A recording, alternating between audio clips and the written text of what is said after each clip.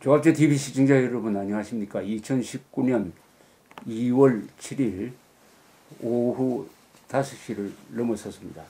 오늘은 자유한국당 대표로 출마를 선언하신 우리 심재철 전 국회의장을 모시고 이 출마에 따른 이런저런 이야기를 들어보도록 하겠습니다. 감사합니다. 이렇게. 네, 안녕하십니까. 몸도 불편하시는데 이렇게 오셔가지고. 네, 전 국회의장이 아니라 국회 부의장이었습니다. 국회 부의장. 예. 국회 부의장이었습니다. 국회 부의장이시고 5선이죠. 예. 네, 5선입니다.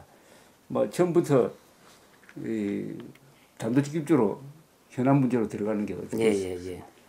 이 어제 트럼프 대통령이 연두교수 연설에서 2월 27일, 28일 월남에서 베트남에서 김정은과의 두 번째 회담을 갖겠다고 했는데 여기 따라서 이 전당대회가 2월 27일 열리고 그뿐만 아니라 여기서 또 무슨 합의가 이루어지느냐 트럼프가 또 속느냐 하는 걸 가지고 국민들이 또 걱정하는데 여기에 대해서 우리 심 부의장께서는 어떤 생각을 가지고 계시고 어떤 대응이 필요하다고 생각하십니까?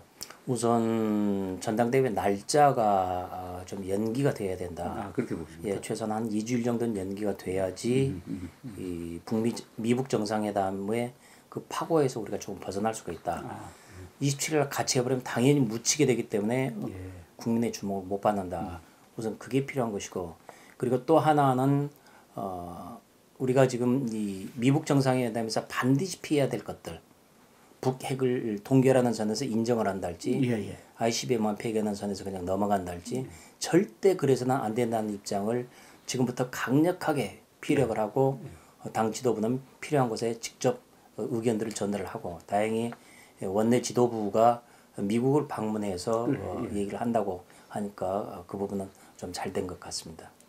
그 나경원 원내대표가 다음 주에 미국에 간다고 그러대요. 그런데 오늘 그 당내 회의에서 쟁점을 비핵화가 이루어지기 전에 종전선언은 절대 안 된다. 그렇습니다. 이렇게 아주 단순 명쾌하게 정한 것은 잘한 것 같은 느낌이 듭니다. 예, 그렇습니다. 예, 아주 단순화시켜가지고 국민들이 쉽게 알아들을 수 있게 정한 것은 잘했습니다. 그럼 저 심 후보께서 제가 심 후보라고 부르겠습니다. 그죠? 지금 심 후보께서는 이번 트럼프 김정은 회담에 어떤 점이 걱정입니까? 단순히 ICBM을 폐기하는 선에서 만족하는 걸 끝내는 것. 미국 국민의 안전이 최우선이다. 따라서 우리 본토에 도달하는 ICBM만 없으면은 뭐 그냥 한숨 넘어간다라고 해서 하고 그렇게 지금 ICBM 폐기로서 그냥 만족하고 나머지는 그 반대급부로 그렇다면 금강산이랄지 개성공단이랄지 뭐 대충 풀어주고 국제제재 일부 풀어주고 하는 이런 식으로 되면은 대단히 위험합니다. 북한의 핵을 우리들이 24시간 머리 이고 사고 아예 핵 보유국으로 공식적으로 인정이 되는 이런 꼴이 되는데 이렇게 되면은 정말로 큰일입니다.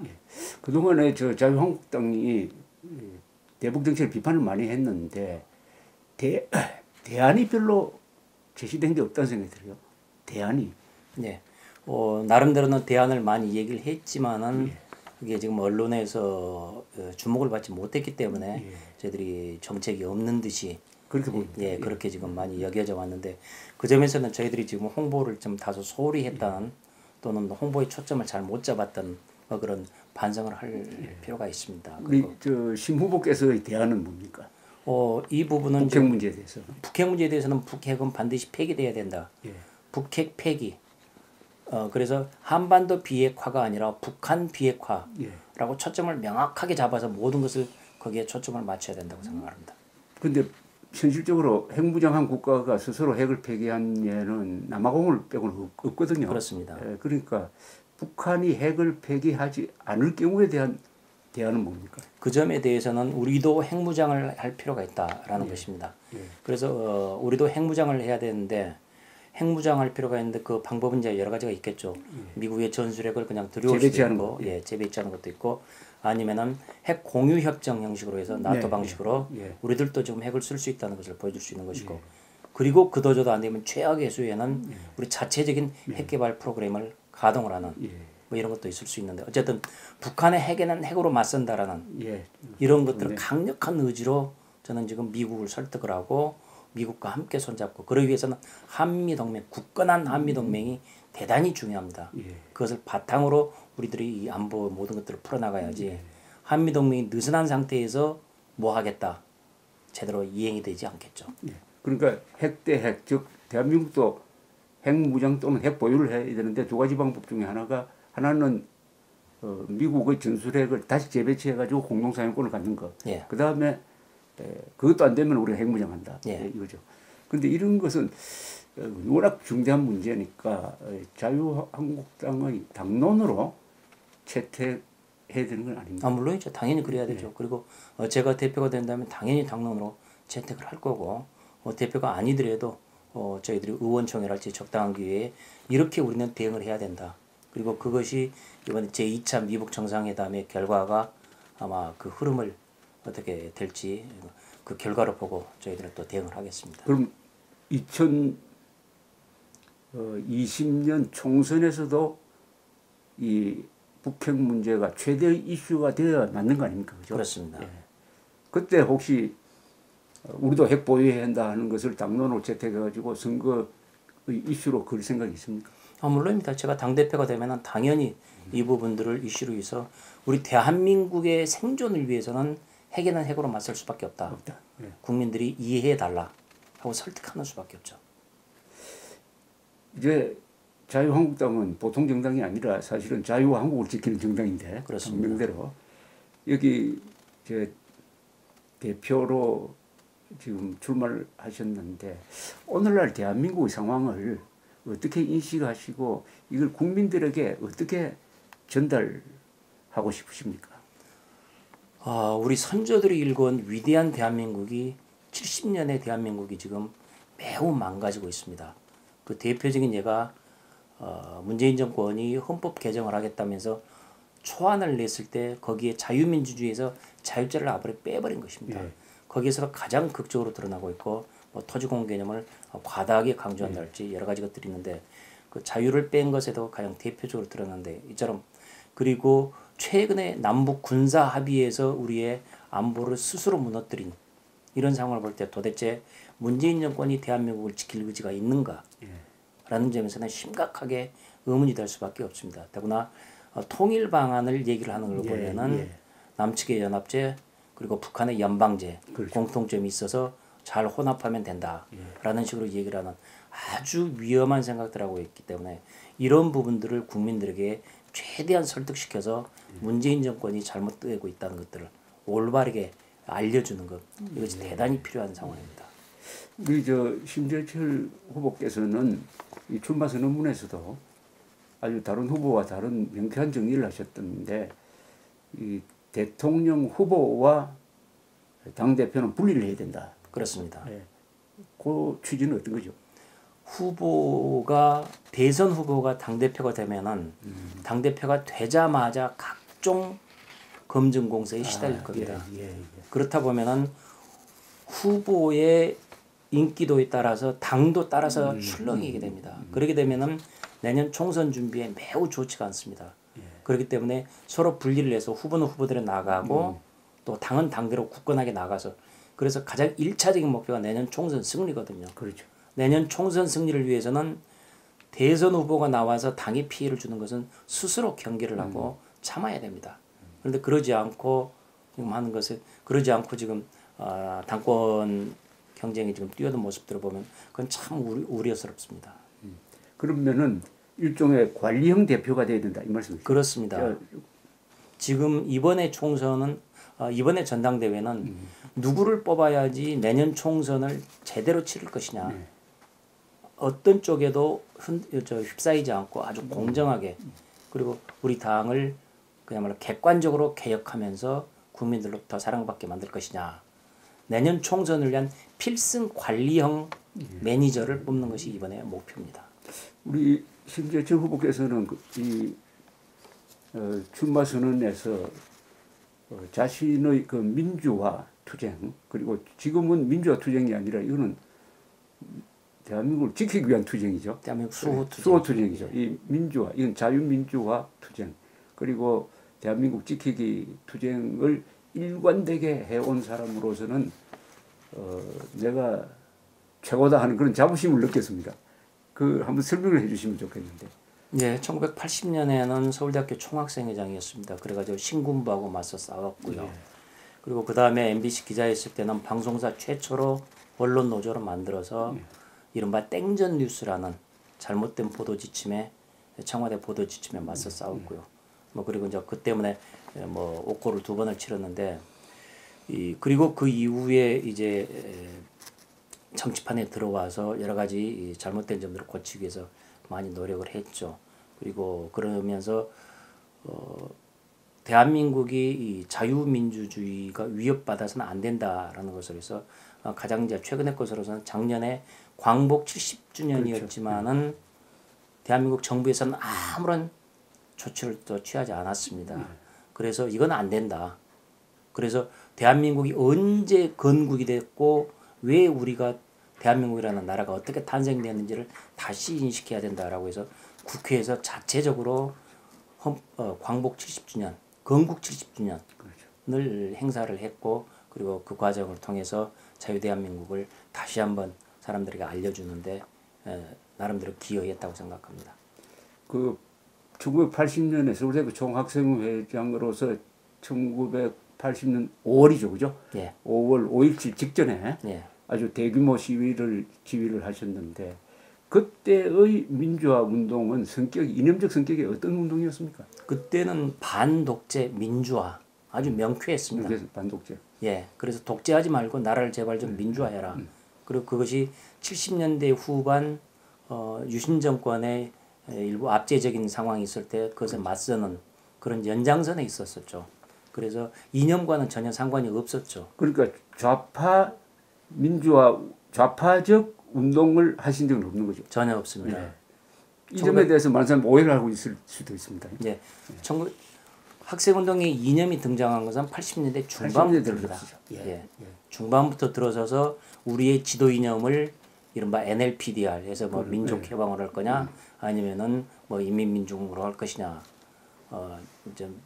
민중혁명으로 할 것이냐 해가지고 서로 다른 노선 투쟁이 있었는데 바로 그 과정에서 주사파가 끼어들게 되고 그랬는데 전부 다 80년 중반부터 일어난 일이었습니다. 그러니까 이 심재철 후보께서는 뭐 과거에 좌파 운동을 하다가 뭐 우파로 전향했다는 그 전향했다는 개념이 적용되지 않습니다. 그건 아닙니다. 예. 그러니까 좌파 학생 운동을 한 게 아니고 자유민주 학생 운동이죠, 사실. 그렇습니다. 예. 자유민주 학생 운동의 연장선상에서 이제는 민주화가 됐는데 아직도 좌익이 설치니까 좌익 종북 세력으로부터 대한민국을 지키겠다는 쪽으로 간 거니까 그 뭐 노선이 일관된다고 볼 수 있습니다. 그렇습니다. 예전은 자유민주 회복이었다면은 지금은 자유민주 수호라고 봐야 되겠죠. 그렇죠. 그런데 이제 가끔 요새 우리 보수층에서도 워낙 그 좌파를 미워하다가 보니까 운동권 70년대, 60년대의 학생 운동을 마치 좌파 운동이라고 오해를 하는 사람들이 상당히 있습니다. 전혀 그렇지가 않습니다. 그런 게 있죠. 오해. 예, 일부 극히 일부에서 있기는 있지만은 적어도 80년 이전까지 학생 운동에서는 이념이 아주 극소수 몇 사람만이 있었고 거의 대부분은 순수한 반독재 투쟁, 민주화 투쟁이었습니다.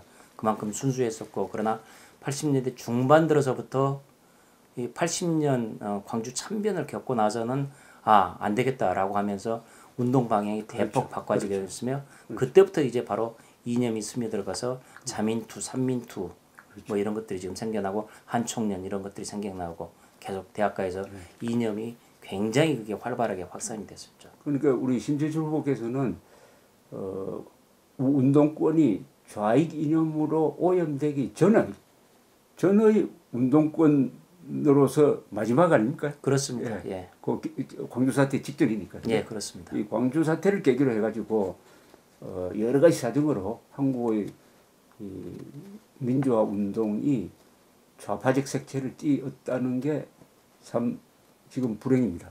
예, 저도 지금 굉장히 안타깝습니다. 지금 우리나라가 나가야 될 방향이 좌파가 내세우는 구쪽이 아닌데도 불구하고 좌파 이념에 물들고 거기서 더 나아가서 주사파를 유일한 이념으로 신봉하는 그런 움직임들을 봤을 때 굉장히 안타깝습니다. 예.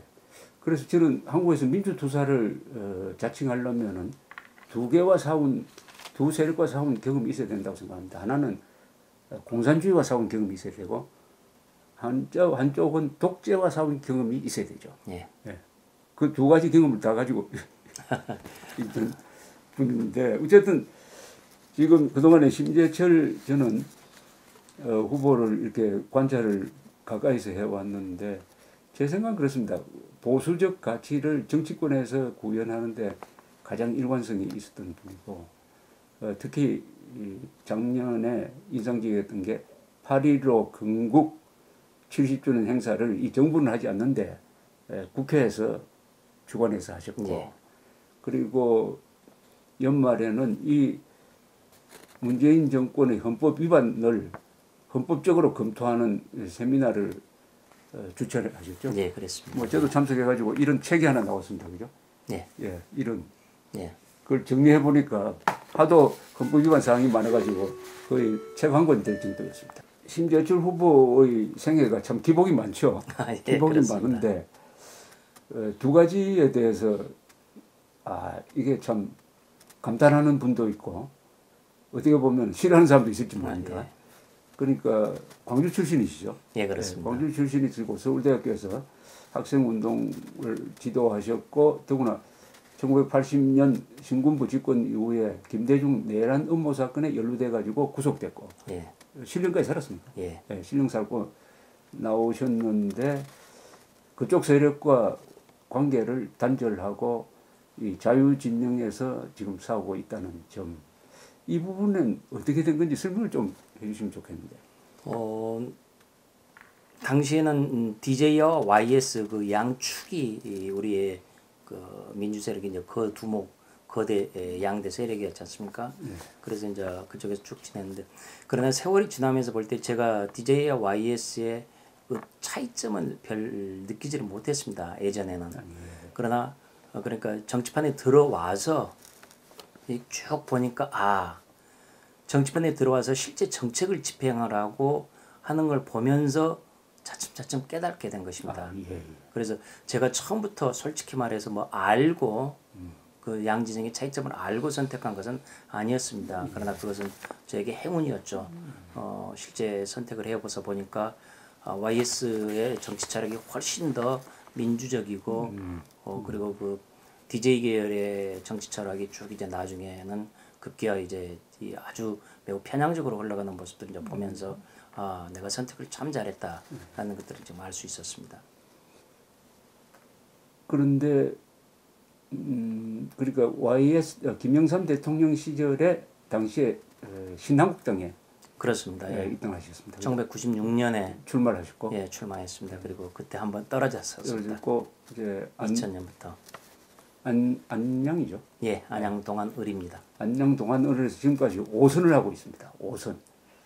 5선이면은 20년 아닙니까? 예. 네, 대단한데 그 지역에서 5선 또는 몸도 좀 불편하신데 5선 한 비결이 뭡니까? 진심과 정성이라고 저는 생각합니다. 진심과 정성입니다. 예. 사람들을 만났을 때 저 사람이 나를 정말로 진심으로 대한다 안 대한다. 우리들 보통 인간관계 때도 쉽게 느끼지 않습니까? 예. 그래서 지역 구민들을 말할 때 정성을 다해서 그 사람들의 의견을 들어주고 필요한 얘기들은 당연히 반영을 하고 그런 모습들이 꾸준하게 저는 누적을 시켜왔습니다. 제 몸이 불편하니까 마지막에 몰아서 한꺼번에 할 수 있는 그런 상황이 아니고 그렇기 때문에 4년 내내 똑같은 속도로 이렇게 일을 해왔고 그래서 그런 점들을 지역 주민들이 보고 괜찮구나 일 잘하는구나라고 이렇게 평가해 주신 것 같습니다. 그러니까 지금 장애장 몇 급 장애인입니까? 지금 3급입니다. 3급 장애인인데 이게 사고가 난 게 1993년? 예, 그렇습니다. 93년 6월 30일로 6월입니다. 6월 예. 30일로 되어 있던데 말하자면은 죽다가 살아나셨죠. 그렇습니다. 굉장히 사고가 심해가지고 의사들도 교통사고였습니다. 예, 교통사고였습니다. 저는 멀쩡하게 제 차 몰고 가는데 상대방에서 5톤 트럭이 중앙선 넘어서 저를 덮쳤습니다. 그건 뭐 막을 수도 없었네. 예. 그래서 뭐 그래가지고 저는 이제 전혀 당시 사고 생각도 안 나고요. 그랬었는데 아무튼 나중에 얘기를 들어보니까 두 사람에 해당하는 피를 두 사람 몸에 해당하는 피 전량을 저를 수혈을 했다고 하더라고요. 수혈을. 예. 그리고 이제 그때도 피가 없어가지고 세브란스 병원에 들어가서 연세대학교 교내 방송으로 이러저러 하다 수혈하는 사람들 도와달라 그러니까 여학생들부터 수많은 사람들이 와서 도와줬고 당시 MBC에서도 당시 MBC 기자였을 때입니다. 그래서 MBC에서도 버스 한 대에 사람을 가득 싣고 와서 수혈을 하려고. 그래서 그때 이제 저한테 수혈을 해주고 바로 이제 여러 사람의 피가 섞여서 도움으로 이렇게 살아났습니다. 그런데 여전히 저한테 이제 다리가 장애가 남았는데 지금도 그래서 한번 이런 그러니까 이거 이제 의학에서는 장하지 보조기라고 합니다. 이게 저 오른쪽입니다. 왼쪽 다리입니다. 왼쪽 다리에 지금 이 보조기를 신고 지금 이렇게 뚜벅뚜벅 걸어다니고 있는데 이게 1.5kg 정도 됩니다. 그래서 늘 무게가 1.5kg. 그래서 이걸 다리에다 지금 달고 다니는데 어쨌든 이것 때문에 굉장히 아픈 시절을 보내고 있지만은 그런데 또 한편으로는 덕분에 그 어려운 사람들, 장애인들, 노약자들의 그 속 터지는 그 사정들을 또 잘 알게 됐습니다. 그럼 병원에서 나오신 게 몇 개월 만에 나오셨죠? 8개월 만에 퇴원을 8개월 동안. 그래도 그 사경을 오가는 게 몇 분 있었겠습니다. 그렇습니다. 지금 예를 들어서 폐혈증이라는 게 폐혈증. 있어요. 무섭죠. 그래서 수술 직후에 잘 걸린다고 합니다. 그래서 그 수술 직후에 폐혈증이 났을 때 의사도 제 가족 중에 한 명이 의사가 있었습니다. 그 전화를 듣자마자 아이고야 하고 전화기를 툭 떨어뜨려 놨다고 하고 그러니까 제 가족 중에 제 매형은 의사로서 외과 의사로서 폐혈증이 얼마나 무서운 줄 알고 있었기 때문에 그랬었던 것이고 그리고 다행히 의사들은 치료했던 의사는 그런 사태를 이미 염두에 뒀던 것 같습니다. 그래서 나자마자 가족들한테 알리고 위험하지만은 이런 처방으로 한번 대응하겠습니다라고 말씀드리고 처방했는데 다행히 그때 살아났습니다. 그때 하여튼 좋은 분 위기 때 좋은 분들을 많이 만났고. 그랬습니다. 아무튼 그 서강대학 박홍 총장을 어떻게 조사받는 어디 분실에서 만났다는. 그때는 이제 제가 80년 1980년 잡혀갔을 때 그때 대공분실에서 이제 그분을 만났는데 제가 아침에 세면장에 가는데 따라오셨어요. 그래가지고 느닷없이 너 세례 받을래? 하시는데 박홍 총장도 잡혀가 있었어요. 그때 이제 잡혀오셨어요. 뭐 시국선언 문제로. 그랬습니다. 당시 교수 시국선언 문제로 오셨죠. 그래서 잡혀가 계시다가 저를 이제 알아보시고 저도 이제 알아는 봤죠. 저분이 총장이시구나 알아는 봤는데 그러나 저 의식하지 않고 아침에 세면장 갔는데 저를 따라오셔가지고 느닷없이 너 세례 받으려 하는데 저도 모르게 입에서 예라고 튀어나온 거예요. 그리고 거기서 수돗물 틀어놓고 비상세례를 받았습니다. 그리고 나서 이제 그리고 거기에는 또 당시에 총장이셨던 서인석 신부도 그때 잡혀오셔가지고 서인석 신부가 이제 그 세례 증인을 이렇게 써주시고 해서 그때 이제 가톨릭을 그때 처음 만나게 되고 그런데 어쨌든 그런 죽음의 순간에도 종교를 만나게 됐던 것이 다시 살아나게 되는 그런 참 묘한 그 운명이었습니다. 또 박홍 총장도 그 민주화운동을 하다가 고생을 했지만 나중에는 자연스럽게 난 자연스럽다고 보는데 이 주사파를 고발하는 이런 아주 용감한 지식인의 활동을 계속 하셨죠. 그랬습니다. 자유민주 활동에 투철하면은 결코 주사파에 오염될 수가 없다. 그거 참 좋은 말씀입니다. 그러니까 한국의 운동권이 이 주사파 쪽으로 간 원인이 지금 말씀하신 대로 자유민주주의에 대한 투철한 이념 무장이 안 되었기 때문에 그렇다고 이렇게 보시는 거예요. 그렇습니다. 그 투철한 이념 무장이 안 된 데다가 대학에 막 들어가면은 이제 이 반정부 비판 이게 이제 옳은 걸로 생각하고 무조건 그때는 막 이제 흡수하기 바쁜 것이죠.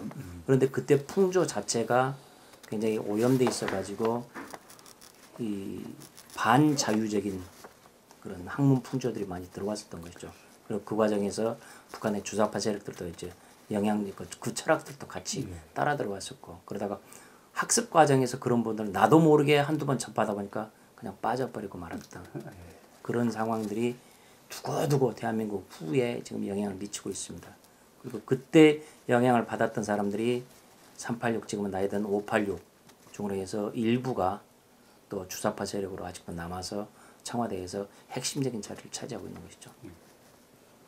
어떻게 보면은 이 청와대가 국가의 조정실인데 그 조정실에 주사파, 즉 김일성주의자로 의심받는 사람이 들어가 있다는 것은 정말 이게 심각한 문제입니다. 그렇습니다. 그래서 굉장히 지금 현재 문재인 정권이 이렇게 오락가락형으로 보이고 대북 정책에 있어서도 올바른 자세를 갖지 못하고 이렇게 지금 오락가락하는 것이 그리고 북한 편향적인 또는 북한을 돕는 듯한 이런 일들을 하고 있는 것이 바로 아마 그런 영향이 아닐까라고 생각해 봅니다. 그러니까 뭐 단순하게 생각하면은 여객기 조종실에 반대한민국적인 사람이 들어가서 조종관을 잡은 거 아닙니까? 그렇습니다. 예. 그럼 이걸 어떻게 해결해야 됩니까? 이 해결 방식에 좀 여러 가지 굉장히 고민이 어려운 있겠는데, 예. 질문이신데요. 지금 상황에서는 우선은 지금 국민들이 평소에 여론을 계속해서 활발하게 SNS를 통해서든지 여론을 분명하게 표출을 하고 그리고 1년 뒤 선거 과정에서는 엄격하게 판정을 해서 심판을 하는 것. 그리고 그 과정을 통해서 할 수밖에 없다고 봅니다. 우리나라가 민주주의 국가에서니까 이걸 무력으로 뒤집어 엎는 방법은 생각할 수가 없는 것이고요. 가장 중요한 투표를 통해서 이 정권의 성격을 심판을 하는 것. 그렇다면 국민들을 각성시켜야 되고, 그렇습니다. 국민들을 각성시키려면은 올바른 정보를 제공해야 되고, 그렇습니다. 올바른 정보를 제공하는 곳이 언론도 있지만은 지금 자유한국당의 역할이 바로 그 역할 아닙니까? 그렇습니다. 국민들에게 진실을 알려주는 것. 지금 정치행정 사법 그 흔히 말하는 삼권 분립 중에서 남아 있는 곳이 마지막 자유한국당밖에 없습니다. 지금 모두가 다 지금 이미 사법도 이미 넘어가 있는 상황에서 이런 것들은 잘 보이지 않습니까? 그래서 자유한국당이 어떤 태도를 취하느냐가 굉장히 중요하고 자유한국당이 분발을 해야만이 언론도 조금씩 올바르게 보도를 할 거고 그래서 대한민국이 흔들리지 않는 그런 나라가 되지 않을까 싶습니다. 혹시 요사이 베네수엘라 사태 관심 있게 보십니까? 예, 지금 뭐 참 말이 안 나옵니다. 그렇게 풍부한 석유 자원을 가지고도 어떻게 그 나라가 그렇게 타락하고 빈곤의 늪에 빠졌는지 결국 지도자가 그만큼 굉장히 중요하다라는 것들을 역설적으로 보여주는 것 같습니다. 그런데 2006년에 이 지금 조희연 서울시 교육감이 성공회 대학 교수로 있을 때 인터뷰나 글을 쓴 걸 보면은 당시에 노무현 정권은 차베스를 배워야 한다. 차베스의 진보적 민중주의를 배워야 한다. 라고 했고 당시에 기억나시는지 모르겠지만 KBS가 차베스를 미화하는 프로를 만든 적도 있습니다. 예, 그렇습니다. 예. 진보적 민중주의를 따라가야 된다. 이게 지금 북한의 인민민주주의하고 무슨 차이가 있는 것인지 그리고 결국은 진보적 민중주의를 따른 그 결과 베네수엘라는 완전히 국가 파탄, 국민들은 굶주림 속에 지금 내몰렸고 가난에 빠졌는데 그야말로 도탄에 빠진 국가가 돼버렸는데 이런 식으로 나라를 운영해서는 안 되는 것이죠. 자유민주주의가 얼마만큼 소중한지 그것은 이미 역사적으로 증명이 된 바가 있지 않습니까? 근데 이번에 그 후안 과이도라는 사람이 나타나가지고 지금 스스로 대통령 취임을 해버렸잖아요. 대통령이 두 사람이 되고 그렇죠. 또 미국 그리고 EU 국가가 과이도를 지금 인정하고 있거든요. 그런데 그걸 보니까 이 사람이 헌법의 힘으로 그렇게 했더라고요. 그래서 헌법을 해석을 해가지고 마두로는 부정선거로 당선되었으니까 현재 적법한 대통령은 공석이다. 헌법을 보면 공석일 경우에는 국회의장이 대통령을 대리하게 돼 있다. 국회의장이 내가 대통령이다 이렇게 나왔어요. 저는 그걸 보면서 이 헌법의 힘으로서 우리도 한국을 지킬 수 있겠다는 생각이 들었습니다. 그렇습니다. 대한민국도 자유민주주의 국가라는 것이 헌법에 분명하게 명시되어 있습니다. 그런 만큼 자유민주주의 이것을 지금 흔들어서는 절대 안 됩니다. 자유민주주의에서 자유자를 빼겠다. 그러면 그냥 일반 민주주의가 훨씬 더 뜻이 넓다라고 지금 이런 엉뚱한 해석들 하고 있는데 이건 매우 잘못된 해석입니다. 자유민주공화국이라는 거 매우 중요한 대한민국의 국제 절대 손상돼서는 안 됩니다. 헌법에 칼을 써야 되는 거 아닙니까? 물론입니다. 필요한 경우에는 헌법에 칼을 쓰고 그리고 그에 따라서 헌법적인 가치에 의해서 헌법적인 칼로 저희들도 대항을 해야 됩니다. 오세훈 시장이 서울시장 할 때 2011년으로 기억되는데 그때 한나라당 정책위 의장 안 하셨어요? 예, 그렇습니다. 네, 정책위 의장으로서 당시에 이 이른바 무상급식에 한나라당이 선거를 앞두고 그 어정쩡한 태도를 취할 때 무상급식에 반대하는 입장을 표명하셨죠. 예, 그렇습니다. 네, 그 기억납니다. 인상적으로 기억나. 예, 그뭐 지금 오세훈 전 서울시장이 당시에 무상급식을 가지고 자기의 자리를 내걸고 투표를 지금 했던 것은 그건 매우 잘못된 것이죠. 그리고 무상급식을 가지고 사람들에게 표를 얻겠다는 것은 매우 잘못됐습니다. 그럼 직을 건 게 잘못됐다는 그렇습니다. 거죠? 직을 건 것 자체도 잘못됐고 무상급식도 잘못된. 예, 선별급식을 해야 되는 것이죠. 선별급식을. 예, 안 되는 사정이 안 되는 학생들에게 어린이들에게 국가가 무상으로 주는 것이지 충분히 돈을 댈 수 있는 중상층 학생들에게까지 우리가 공짜로 밥을 먹인다. 그것은 순전한 정치적 프로파간다밖에 안 되는 것이죠.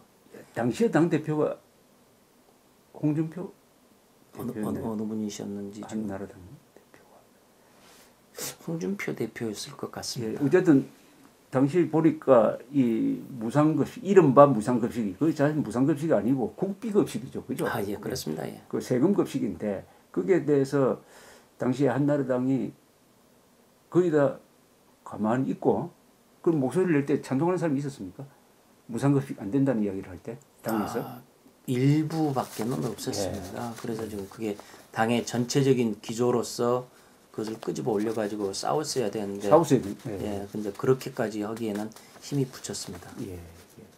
그래서 그것이 일종의 본물이 터지면서 지금 낭비적 복지로 간 거 아닙니까? 그렇습니다. 그 중요한 사업물 그때 제대로 못한 거예요. 예, 맞습니다. 그래서 지금 정치적으로는 서울시장 자리를 아예 뺏겼고, 그렇죠. 그리고 그 정책적으로는 무상급식이라는 산무 정책이라고 해서 그때 무상급식 또 잠깐 좀 기억이 안 잊었는데요. 그때 산무 정책이라고 해가지고 모든 것을 다 파주겠다라는 것은 그 무상 법물이 그때부터 터지기 시작했던 것이죠. 그때 제대로 방파제를 쌓지 못한 거는 한나라당 그 뒤에 새누리당은 좀 잘못이라고 생각이 듭니다. 그리고 국가보안법 오히려 강화 개정안을 내셨어요? 네, 그렇습니다. 어떤 대목이죠? 그러니까 반국가 활동을 했던 사람들이 예. 사람은 처벌되지만 그 조직은 멀쩡하게 살아남아서 예, 징역 살고 나와서 다시 그 조직으로 들어갑니다. 아하, 예. 그래서 반국가 활동으로 대법원에 판결을 받으면은 그 단체도 없애야 된다. 그렇게 해서 우리 나라를 지켜야 된다. 예. 바로 단체 해산이네요. 그렇습니다. 그러니까 반국가 단체 해산 또는 이적 단체 해산. 그렇습니다. 예를 들어서 그러니까 조폭들, 예. 조폭도 징역 살고 나와서 그 조폭 조직에 다시 또 들어갑니다. 예. 그래서 그런 조폭을할지 반국가 단체랄지 이런 것들은 당연히 없애져야 되는 것이죠. 조직도 없애야 된다. 예. 그게 물론 통과는 안 됐죠. 통과는 안 됐습니다. 대단히 아쉽습니다. 그런데 지금 통합진보당 해산 결정은 2014년 12월에 나왔는데 그게 후속 조치가 우리가 부족했다는 생각이 듭니다. 예. 후속 조치는 통합진보당이 헌법재판소 결정문에 따르면은 북한식 사회주의를 추구하는 정당이다 이래 된 거거든요. 그렇습니다. 북한식 사회주의는 뭐 쉽게 말하면 김일성 세상을 만들겠다는 주체 사상이죠. 정당인데 그러다면은 그 구성원에 대한 수사가 있어야 되는데 국회의원만 의원직을 상실한 다음에 그 조직에 대한 수사가 없는 바람에 다시 지금 일어나고 있잖아요. 예. 그래서 지금 상황이 대단히 지금 그래서 심지어는 지금 이석기 석방해라. 뭐 그런 것들도 공공연하게 지금 내걸고 있지 않습니까? 대단히 지금 우려스럽습니다. 그때 이 2012년인데 국회가 아직 2012년 4월에 선거를 하고 국회가 6월에 개원되죠. 네, 그렇습니다. 개원되기 전에 왜 이른바 국회 선진화법이라는 게 국가 선진화법이라는 걸 지금 만들어 가지고 사실은 이대로 하면 국회가 식물이 되는데 그렇습니다. 근데 이걸 통과시켜는 안 된다는 이야기가 많았는데 당시에 박근혜 후보 아직 후보 확정 안 된 시기입니다만은 후보 등등 해가지고 그냥 하다 넘어가 버렸어요. 예. 근데 국회 토론할 때 반대하셨죠. 그랬습니다. 국회 선진화법이 통과되면 국회가 무력화된다고. 예, 예. 그런데 어떻게 되지? 국회 선진화법은 여당에 일방적으로 유리한 법입니다. 그래서 지금 모든 법들은 야당이 유리하죠. 아닙니다. 여당에 일방적으로 유리합니다. 아, 그래요? 국회 선진화법은 아니다. 야당이 유리하죠. 헷갈렸습니다. 여당, 야당이 예, 이제. 예. 그래서 지금 그러니까 모든 의회의 모든 판결이 아니라 결정이죠. 결정의 과반수 원칙이라는 것은 민주사회의 기본적 원칙을 완전히 5분의 3으로 바꿨죠. 예, 어긋나게 만들었던 것이죠. 5분의 3으로 해서 모든 정책들을 쉽게 브레이크 걸 수 있는. 그렇죠. 그래서 야당으로서는 이 부분들을 굉장히 지금 이 부분들 가지고 서로 지금 여당과 야당이 이 법을 가지고 지금 악용을 하고 있죠. 민주주의의 기본 원칙을 무너뜨리면서까지 이렇게 하고 있는. 이게 사실은 박근혜 정부의 개혁에 발목을 잡은 큰 부분입니다. 그렇습니다. 예. 이러다 보니까 지금 5분의 3을 못 채워서 법이 제대로 통과되지 않고 제대로 정책이 집행이 안 되는 경우들이 많았습니다. 자, 그러면 2020년에 만약 당대표가 되신다면 2020년 총선 전략을 세워야 되는데 어떤 전략을 갖고 계십니까? 총선은 첫째는 경제입니다. 경제입니까? 국민들의 먹고 사는 문제.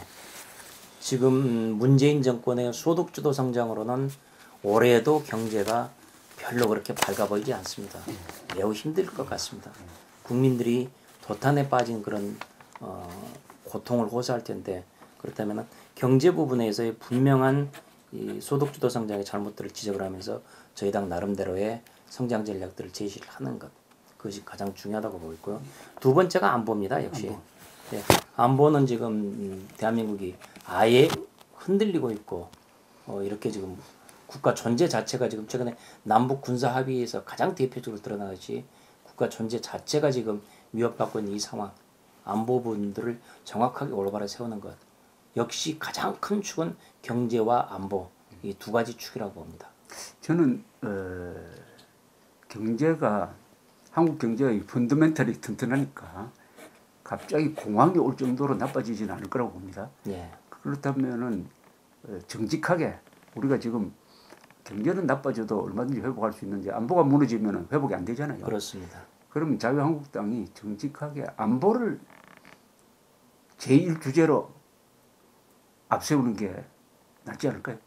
그거는 그때 상황을 좀 봐야 되겠습니다. 예. 경제를 앞세우는 게 좀 더 유리할지 아니면은 안보를 앞세워서 유리한 것일지 그것은 국민들이 무엇하고 어떤 것을 더 느끼는지 상황을 좀 판단하고 전술적으로 좀 대응하는 것이 필요합니다. 잘 아시겠지만 지금 탄핵 사태를 겪으면서 내가 보수라는 사람이 많이 줄었습니다. 아, 예. 그러니까 보수가 축소되고 또 분열됐습니다. 예. 내가 보수라는 사람이 한때는 한 40% 되는데 요새 여론조사하면 25%밖에 안 되고 25%가 탄핵에 어떤 태도를 취했느냐에 따라서 또 분열돼 버렸어요. 예. 이걸 어떻게 하나로 만들죠? 이 부분은 지금 탄핵의 잘잘못은 지금 따지면은 계속한 분열 요인이 될 것 같습니다. 서로 가슴 아프지만은 일단은 그냥 현 상태로 놔두고 우선 반문연대라는 빅텐트 아래 우선은 모이는 게 더 급하다고 저는 생각을 합니다. 그래서 그런 다음에 우리가 원내 일당의 지위를 획득하고 다수당의 지위를 획득해서 확실한 고삐를 쥐고 난 다음에 그때 따지자. 그때 자잘못을 좀 따져보자. 라고 하지. 지금 따지면은 나 잘났다 너 못났다라고 이렇게 서로 싸우게 되는 이런 소지가 될 것 같습니다. 지금은 분열 요소를 최대한 줄이고 통합이라는 빅 텐트를 쳐서 어떤 식으로든지 사람들을 끌어모으는 것. 그래서 총선을 반드시 이기는 것. 이것이 지금 최고의 목표가 돼야 된다고 생각합니다. 반문연대보다는 그걸 넘어서는 반문연대라고 하면 사람 한 사람을 향해서 우리 보수가 뭉쳐야 된다고 하면 이게 좀 자존심 상하는 거 아닙니까? 어차피 문재인 대통령은 임기가 3년여밖에 남지 않았고 예. 대한민국과 대한민국 국민은 임기가 없으니까. 그러면 또 저는 어떤 그보다는 게 좋겠습니까? 자유통일 세력이라고 해야 되는 거 아니냐 하는 생각이 듭니다. 자유통일 세력. 예. 예. 우리 보수가 공세적으로 나가야 되는데 네. 가장 큰 공세는 북한 노동당 정권을 없애버리고 노예들 해방해가 8천만이 자유민주로 사는 거 아니겠습니까? 예, 예. 그게 헌법의 명령이기도 하고. 그렇습니다. 그래서 저는 자유통일 세력 이런 말이 입에서 계속 나와야 된다는 그런 생각이 드네요. 예. 굉장히 중요하신 제언을 해주셨는데 저희들 가슴 깊이 새기고 예. 검토하겠습니다. 언젠가는 우리가 헌법에 의한 국민 저항 운동을 벌여야 되는 상황이 오지 않을까요? 지금 이 상황이 계속되면은 국민 저항권이 다시 또 발동될지도 모르겠습니다. 지금 이 상황들이 굉장히 경제적으로 어렵고 정부가 지금 문재인 정권이 약속했던 모든 것이 어긋나 있는 이런 상황들. 그렇다면은 대한민국을 지키는 것은 문재인 정권의 정부 여당에 맡길 수가 없다. 우리 국민들이 직접 나서야겠다라는 그런 심각한 상황이 올 수도 있다고 봅니다. 그러려면은 이 자유한국당이 이제는 필요하면 거리로 나와야 되는 거 아닙니까? 물론입니다. 예. 저희들이 지금 그동안에 의회 안에만 머물러 있을 필요는 없은 것이죠. 국민들과 시민들과 당연히 같이 하고 연대하고 뭐 그런 점에서 이번에 지금 만일 제가 대표가 된다면은 총선 공천을 할 때 시민 단체 쪽과도 연대를 하고 그래 당에도 그 연대 기구를 만들고 그쪽에 시민 단체 쪽에다 뭐 비례대표로 뭐 할당을 할 수도 있고요. 그래서 여러 가지 방안으로 시민 단체와 굳건한 연대를 가지고 우리들이 투쟁해 나가야 된다고 생각합니다. 우리 심재철 후보한테 물어보면 꼭 물어보고 싶은 게 있었는데 2번 구속돼 가지고 고문도 받으셨죠? 예. 예. 그때 상당히 절망적인 상황이었죠. 예. 그리고 이 큰 교통사고를 만나 가지고 이제 이거는 고문 정도가 아니라 목숨이 오가는 2가지 큰 경험을 했는데 그런 경험을 한 다음에 무엇이 달라졌습니까? 인생을 감사할 줄 알게 됐습니다. 특히 목숨이 왔다 갔다 하는 그 상황을 지나고 나서 모든 게 감사하다. 바람결에 스치는 것마저도 진짜 감사하게 생각하고 그리고 그렇다면은 이 주어진 목숨, 보너스로 주어진 목숨을 어떻게 내가 이 조국을 위해서 바칠 것이냐. 그리고 이미 보너스로 살고 있으니까 언제 죽어도 뭐 아깝지 않다라는 그런 생각이다 보니까 좀 겁이 없으십니까? 그렇습니다. 겁이 없으시네. 예. 요새 무슨 고발을 몇 번 당하시죠? 이 정부로. 3번 당했습니다. 뭡니까 3번? 지난번에 지금 문준용 대통령 아들 문준용이 이 한국고용정보원이라는 데서 특혜 취업을 했다. 그런 의혹이 있다라고 하니까 아니다 무슨 말이냐 하고 지금 그걸 또 이제 고발한 적도 있었고요. 그래서 전체적으로 지금 3번 다 고발당했지만은 아무런 문제가 없었습니다. 그래요. 최근에 하나 아직은 남아 있네요. 최근에 청와대가 업무 추진비를 잘못 썼다. 국민의 세금을 낭비하고 있다라는 사실을 제가 폭로하니까 기획재정부에서 발끈해가지고 거짓말하고 있다라고 해서 허위사실 명예훼손으로 지금 저를 고발해 놓고 있고 검찰 조사도 받았고 현재 지금 검찰의 처분은 아직 안 나왔습니다만 기소할지 안 할지 모르겠지만 현재 진행되고 있는 고발건이 또 하나 있습니다.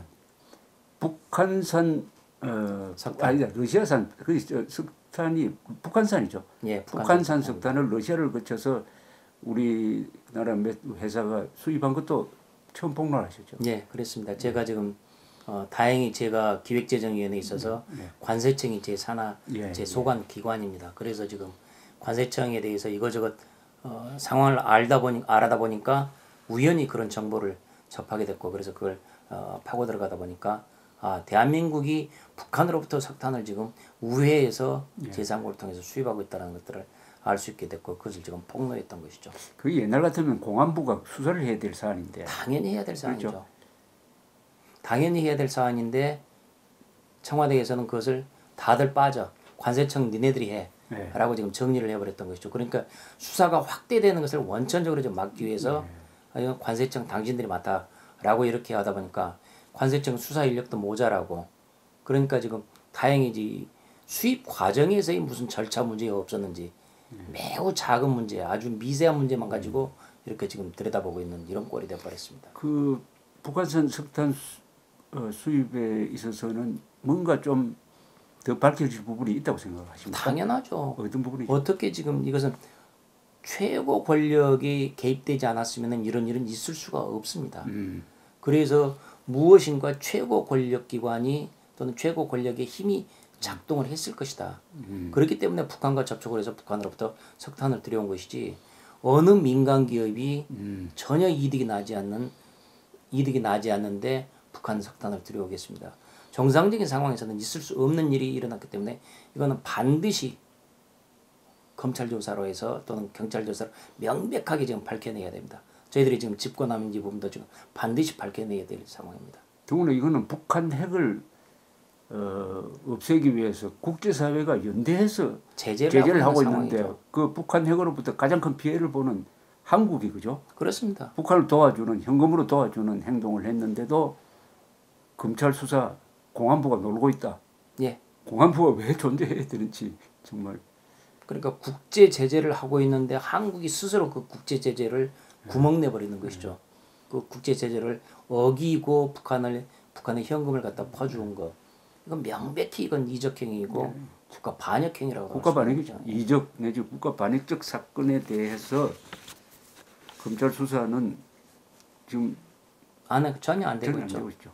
그냥 관세청에서만 행정적인 업무만으로서 이렇게 국한을 하고 있고 그러다 보니까 그 전에 이 각 관계 기관들이 모여서 회의하는데 청와대 지침이 내려가지고 이건 관세청 당신이 담당해 다른 기관 다 빠져 이렇게 지금 정리가 돼가지고 매우 지금 잘못되게 축소돼서 지금 사건이 한편 우리 심재철 부의장께서 부의장 시절에 그 아주 이례적으로 기자회견을 해가지고 2017년 가을에 이 이른바 적폐 수사를 하고 있는 이 사람들을 이 사안을 일종의 이것은 내란이다라고 규정을 하셨죠. 예. 그래가지고 고발해야 된다는 예. 또 실제 고발을 했습니까?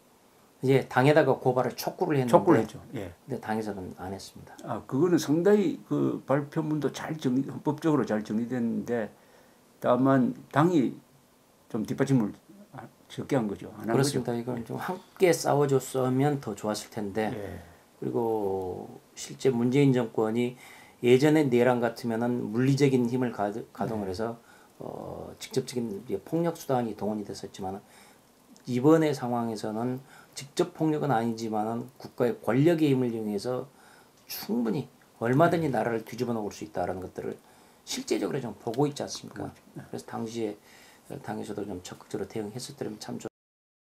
그런 생각이 아쉬움이 있습니다. 예, 그것하고 비슷한 상황이 지금 김경수 법정 구속 이후에 벌어지고 있는 이 집권 세력에 의한 말하자면 재판 개입 또는 사법부 독립 침해 아닙니까? 매우 우려스럽습니다.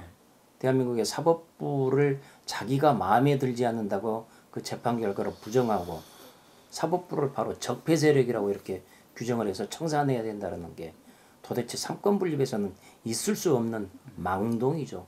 이런 얘기는 지금 전혀 있어서는 안 되는 것이고 이 부분 역시 정확하게 규명을 해야 되는 것이죠. 전에 우리 심재철 부의장께서 해석했던 법리대로 하면 이렇게 되는 거죠.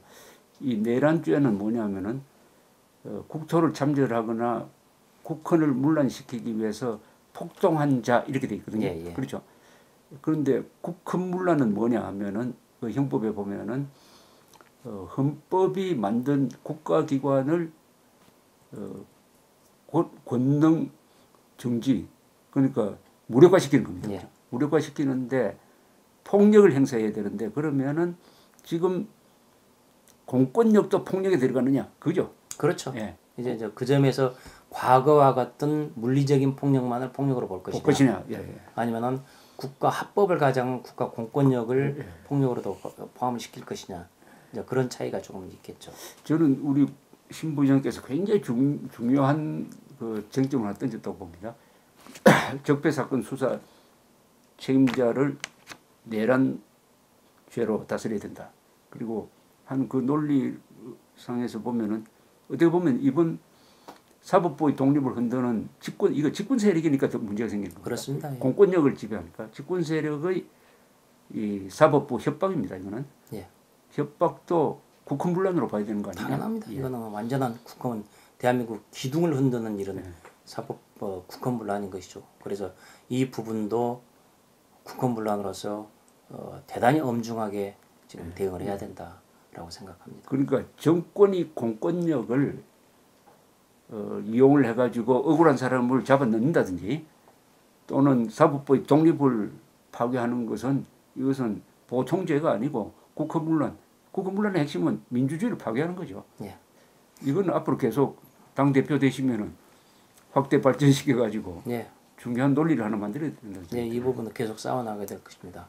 뭐 물리적인 국토 참전은 없다 할지라도 실질적인 국토의 이 완전히 변경을 가하는 여러 가지 이 일들에 대해서는 저희들이 아주 눈 부릅뜨고 지켜내야 됩니다. 사실상 지금 남북 군사 합의서에 그럴 만한 대목이 있는 거죠. 아, 당연한 것이죠. 국토 참전로 해석할 만한 그러니까 우리 수도권 상공에 비행 금지 구역을 만들어 버린다든지. 글쎄 말입니다. 그리고 NLL을 사실상 무력화시키는 거는 이건 국토를 갖다 바치는 거하고 뭐가 다른지 예. 이것도 검토가 필요한데. 그렇습니다. 지금 뭐 일부 지금 서부 지역 같은 경우는 탱크 진입 장벽들 아예 예. 우리 스스로 지금 수십 개를 지금 일부러 스스로 다 제거해 놓고 들어오라고 문을 다 열어놓는 이런 꼴이 되고 있지 않습니까?